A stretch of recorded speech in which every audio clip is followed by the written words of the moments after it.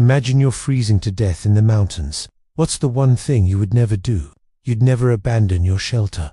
Yet on a bitterly cold night in 1959, 9 experienced hikers did exactly that. They ran, not calmly, not with any preparation. They ripped their tent open from the inside and fled barefoot into the snow. This is the story of the Dyatlov Pass incident, and it's one of the most chilling, unsolved mysteries of all time.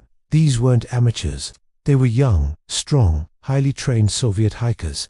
They knew the mountains, they knew the cold, and they knew the golden rule. You never, ever leave your shelter at night. But something out there in the darkness made them break that rule. When their tent was finally found, half buried in snow, it only raised more questions. The food was untouched. Their boots were still inside. Warm clothes were neatly arranged. And most disturbingly, the cuts in the tent were confirmed to be made from the inside. Why would 9 people abandon a safe, warm shelter for certain death outside? The footprints in the snow told an even stranger story. At first, they didn't run in a panic. The tracks showed them walking, single file, calmly away from the tent. It was as if they were escaping something they couldn't turn their backs on.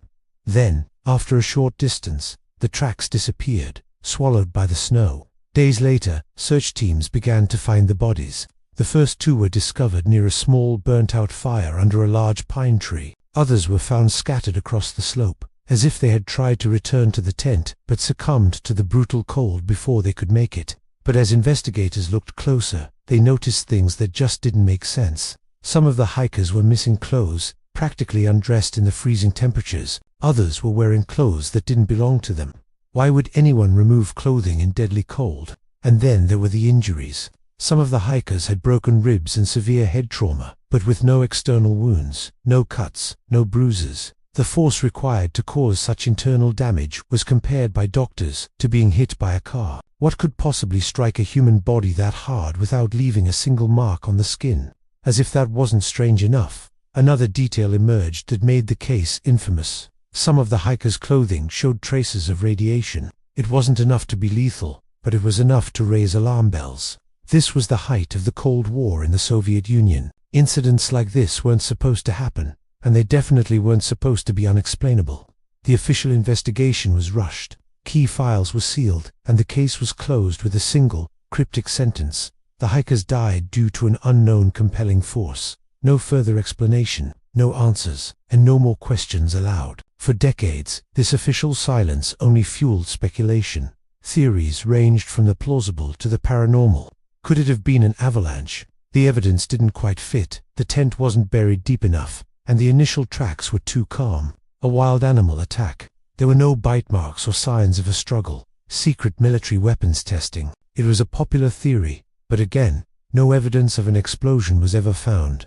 Years later, modern researchers re-examined the evidence, using new technology and scientific models. They proposed a new theory, a rare and specific type of avalanche called a slab avalanche. This isn't a massive roaring wall of snow. It's a delayed release of a compressed slab of snow, which could have created a sudden, terrifying pressure wave, panicking the hikers into fleeing. This theory explains the internal injuries and why they cut their way out of the tent.